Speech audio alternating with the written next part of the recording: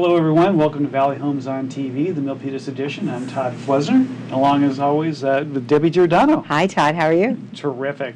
Hey, glad that folks have tuned in to check out what's new in Milpitas. We are on Channel 26. We're on 5 days a week, so Monday, Wednesday, Friday in the evenings.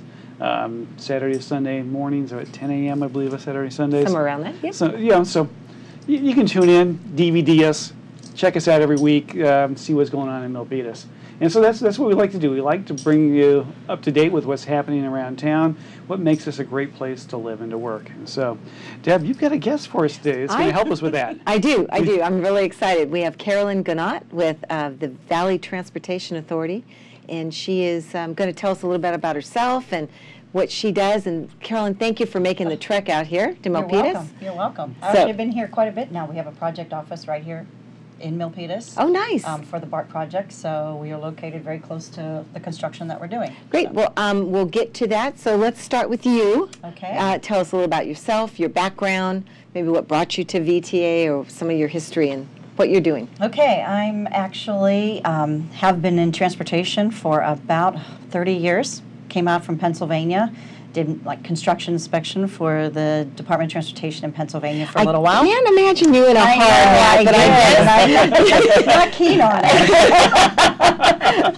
it. You paid your dues. Yeah, my steel-toed boots as well, okay. Which I actually just had to buy a more recent pair to bring along because I somehow lost mine from 30 years ago. So, and then I moved a lot into transportation planning, particularly transit. So I've been actually in consulting and for a long time working on transit planning and transportation planning, corridor planning. And actually this was the main corridor I worked on was the extension from Fremont into San Jose of Bart and light rail across from Mountain View through Milpitas into San Jose. So those were my first projects. I've been on those for a long time.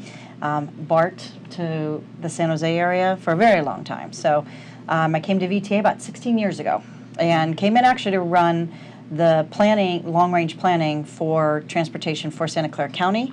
VTA was fairly new at the time and established. Worked with them to develop the first countywide transportation plan. Moved on to do more of the overall development activities, running marketing and public affairs, as well as the whole highway program, all the money, the funding, the real estate, the grants program. And then about 6 years ago, we decided to, at VTA, to create a division specifically to focus on delivering the Bart project. So I became the chief program officer. That is your baby. So that is my baby. That's all I do is Bart. Well, good. Well, this has been a long time coming. So you talk about planning in transportation. How far out do you look in terms of planning and projects and where we're headed? Projects, something like this of this magnitude, there's a lot of planning goes on. It can be 15, 20, 25 years before the project is actually delivered so that people can use it. I think it's a matter of timing, funding, the actual needs to plan well, and actually having a vision. And you have to be okay with following through in the vision and not giving up. Okay, so we talked about funding. So where does the funding come from? The funding for VTA in general comes from a variety of local, state, and federal sources. The Federal Transit Administration gives quite a bit. VTA also does a highway program as well and delivers highway projects, and so there's some Federal Highway Administration money as well as other fund sources. The state, through Proposition, we've received bond funds as well as additional state transportation improvement program funds. The local funds... And then we have a local sales tax, The local funds, primarily the residents in this county, have been very generous to VTA. We run with a half-cent sales tax for our operations. And that was, since 98, 2000? There was a half-cent sales tax actually in 1976 that was dedicated to transportation in terms of running the transit services. Okay, and then there was this recent... And then there was a half-cent sales tax in 2000 to run what we call the Measure A program, a series of projects. And then there was an 8-cent sales tax that the voters passed to actually operate and maintain Bart once Bart's And that's going to be specific. Those funds are earmarked just for that project. Right. Okay. Right. Terrific. So you've got big projects actually in the works right now here in Milpitas, and you're working with the Bart project and then extension. Maybe share us a little bit about kind of what's going on currently. What are the things that are happening right now with Bart? Okay, with Bart, we're just beginning construction. We brought the contractor on board about a year ago, and they are currently actually in the Milpitas station area. You'll see demolition going on, and them doing a lot of utility relocations. There's a huge water main that goes through Milpitas, a 42-inch water main that's being relocated in the area of the station and just north. Okay. Dixon Landing Road, you'll see work there. Bart will go under Dixon Landing Road, but you'll see interim closures once in a while at Dixon Landing Road. You'll see that. At Cato Road, which is just in southern Fremont, but affects Milpitas as well.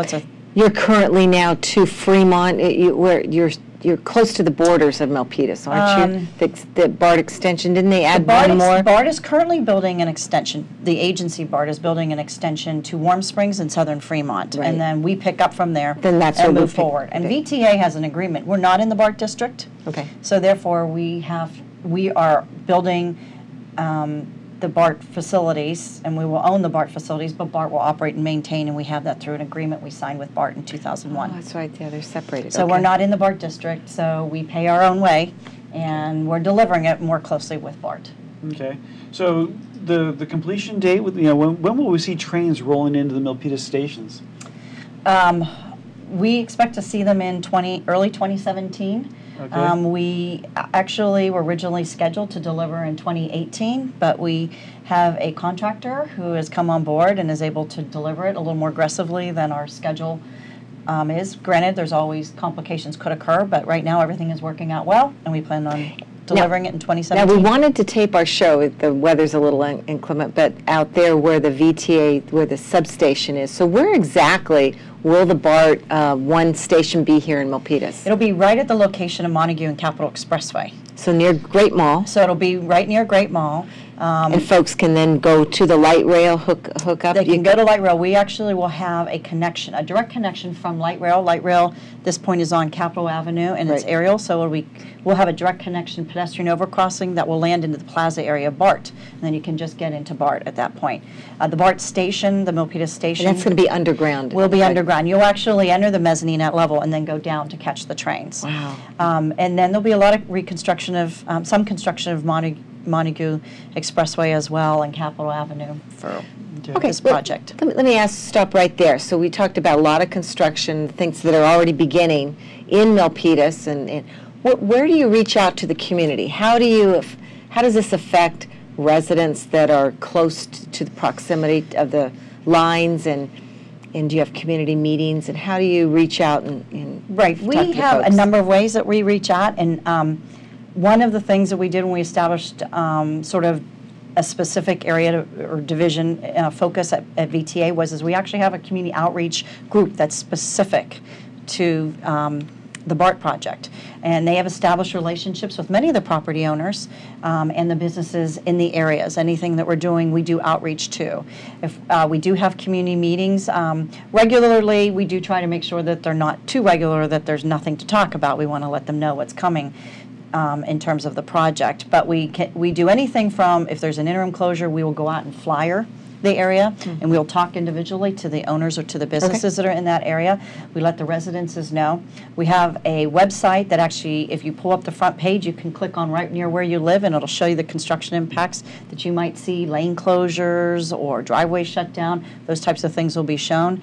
And then we also will notify anybody if they sign up for anything that's going on. You'll automatically get an email or notification about a meeting or something that's going on in your area. Now, I know you and I, before we started taping this afternoon, we were looking at the website. So you've got actual photos of what's going on now that folks can actually, see what's happening. Right, and I think, one of the things is that's really important to actually go to the website if you can, and it'll be easy to get to it. We have it also that you can get it right on your phone, your smartphone, and if you click on certain things, you'll be able to get your construction updates right away as well. So Warm Springs, Bart is extending to Warm Springs, and then we'll be coming into Milpitas. Where deep into San Jose? Where does that delivery go from Well, here? we're constructing, right now we're under construction for the first 10 miles, and we're calling it the Berryessa Extension, Silicon Valley Berryessa Extension.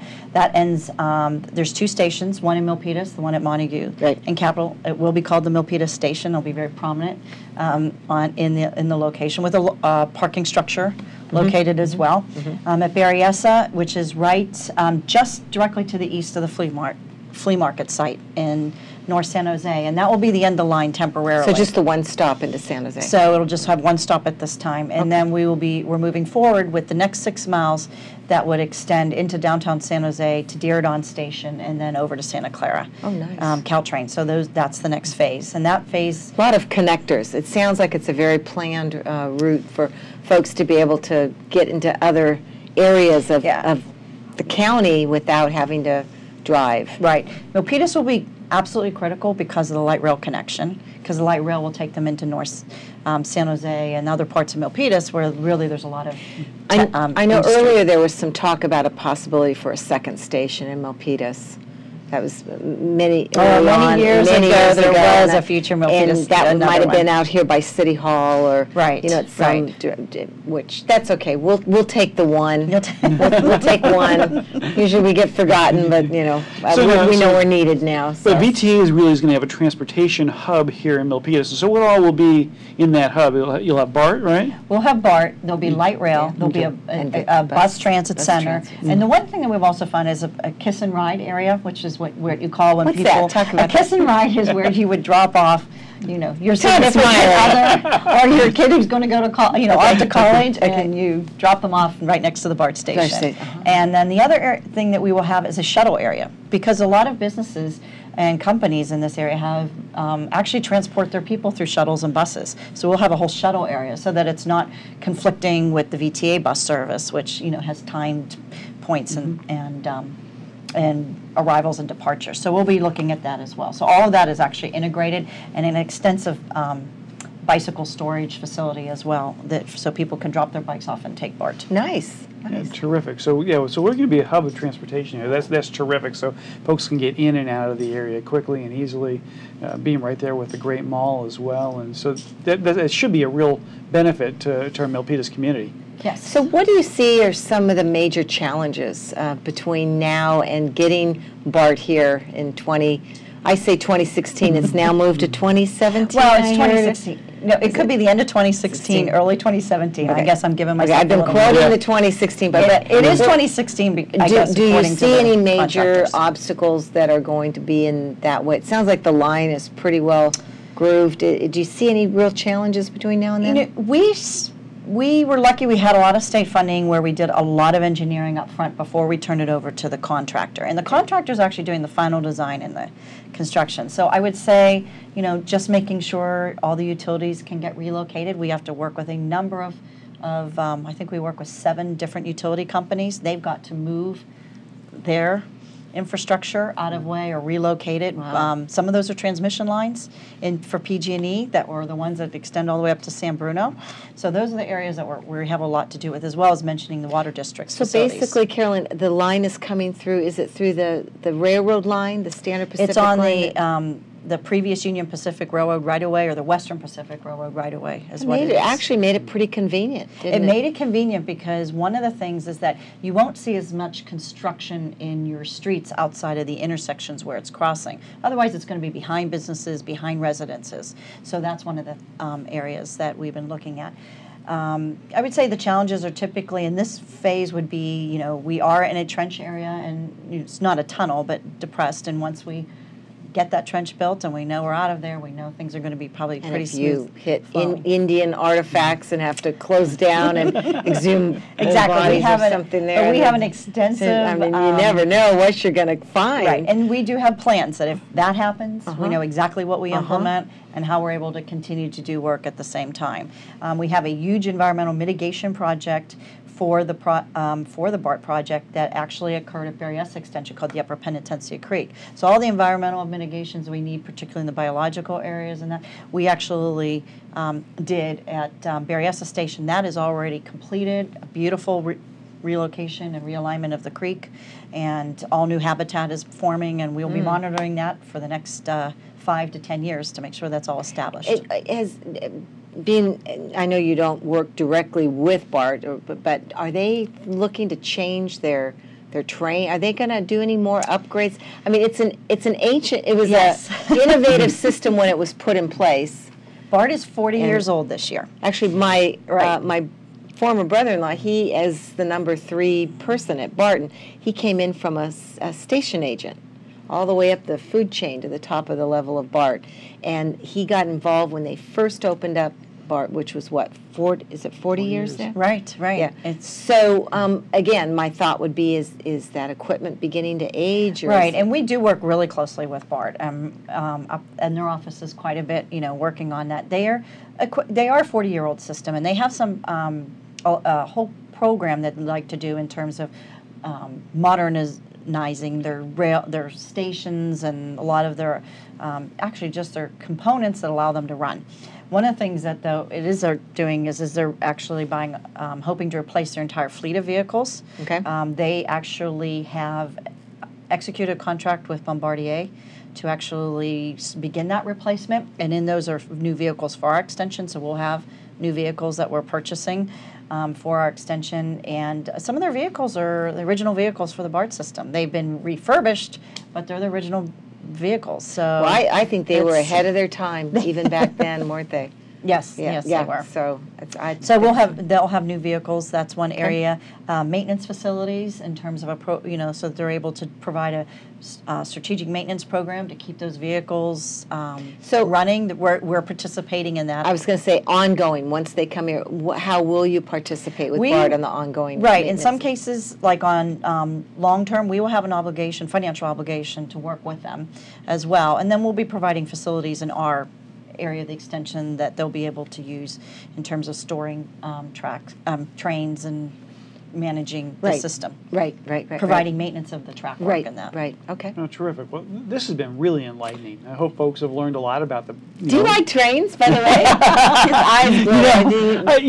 Every guy likes trains. Well, I do. And when my kids were younger, they were all train buffs, and we've ridden just about every train you can find here in the Bay Area to Sacramento, and so it'll be great to have Bart and have that and it's really going to be readily accessible. Such an asset to the community to be. I mean, can you imagine being able to drive to the Great Mall or walk if you live in one of the homes out there and travel all the way to San Francisco without in your car? I mean, it's just going to be wonderful. So. Well, yeah, I think it's going to be a real benefit for our community. Again, accessibility, but also for our businesses to be able to get folks here to be able to work and to be able to to connect easily to shopping at the Great Mall. I mean, it's a terrific project. Yeah, we're seeing great benefits from the project. We actually did an economic analysis and saw that for every dollar we would put into the project, you'll see $4 to $10 of economic investment return, depending on the amount of development that happens. And both Milpitas and San Jose have created great plans around the transit stations to be very supportive of that,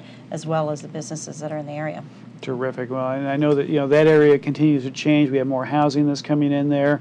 It's linking to the transportation hub as well, and so to make that convenient place to live. Well, Carolyn, I want to thank you so much you're for welcome. Being a guest on our show, and you can take home with you a little T-shirt to remember your interview here on Valley Homes on TV. It's logo with the Valley Homes on TV edition, Very so nice. that's Thank for you. you. And like I said, we'll get you a DVD of the show. Thank you. What other pieces of contact information do you want out there? Pretty much the site gives us pretty much all the contact information that there is. There also is a phone number. Right. There's a website and a phone number. Well, thank you for being our guest. You've enlightened us and putting us into the 21st or 22nd century with having Bart coming in and all you do for VTA. It's, moving people around this valley is so important and critical. I appreciate your being here, and it's got to be fulfilling for you too, having been involved with this project for so many years, to actually see it come to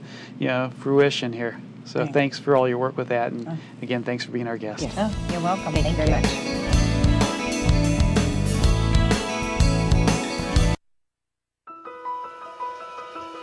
Through the years, trends and styles may come and go, but the important things remain the same. Generation after generation, consistently there, creating moments and memories to last a lifetime. Like a true friend, the national parks have always been there for you, and now you can be there for them. Support the National Park Foundation and help protect America's treasured places.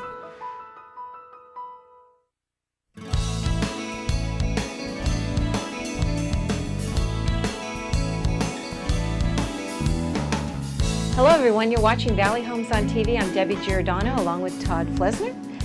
We're here to do our wrap-up, which we're going to give you some statistics for the month of November. Right, we like to take a look at how the market's doing here in Milpitas. Right, and it's really been an exciting market. Well, first of all, the San Jose Mercury just a few weeks ago reported in housing market, housing continues recovery. And that certainly is the case, at least right here in Milpitas.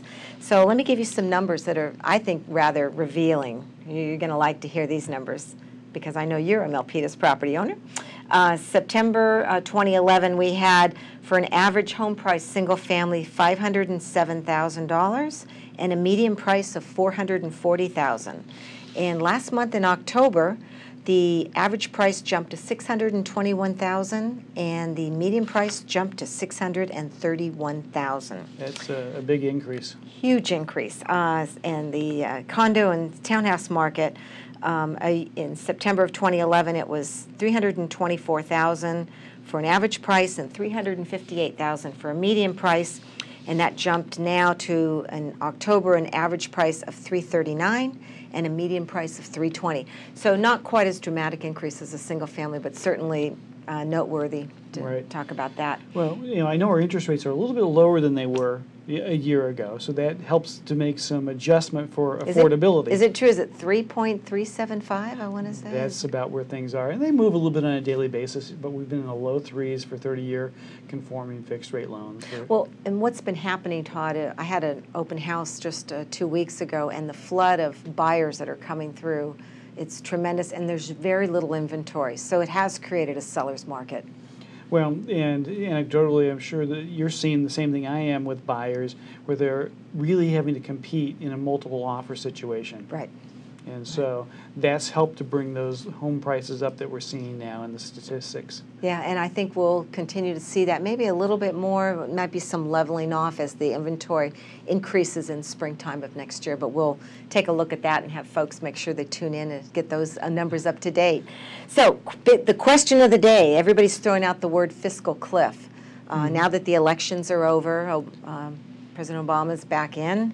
And what is this fiscal cliff all? Well, the fiscal cliff actually is something where they kicked the can down the road from about 6 months ago. Okay. There were these debt ceiling negotiations between the Republicans and Democrats. And in essence, we'd run up the bill on our credit card. We continued to borrow money, and we had hit the limit. And so they took an act of Congress to raise that limit, and they moved that here now to the end of the year where we, again, are up against that limit. Part of that negotiation, they said if you can't come up with a solution, there are going to be automatic cuts in spending that are pretty significant, along with significant tax increases. And so, both sides see things in that they like, but a lot of things that they don't like as well. And so, to some extent, it's political theater. And both sides are going to look to see what they can do to score political points and to be able to appease their base to the extent that they can. We always seem to get these things resolved. We seem to always be able to kind of put that off down the road. And so I expect that will probably be another outcome that we have here. So we're not taping next month in December. We're taking the holidays. So we'll see how good my prediction is. Let's see how Todd's fiscal cliff prediction is, if we're going off the cliff or if we're going to stay on top of it. Right. Ellerin is already cluing us in. We had a short time to just be able to fill in the gap here with some numbers. If folks need to contact you, Todd? Phone is the best way, 408-921-0669. And for you? My cell, 408-858-5771. And Todd and I'd be happy to field any questions you have that we can do here on the show for you. So with that said, happy holidays to you and your family. Thank you, and the same to you and to folks who tune in to watch us. Seeing you in 2013.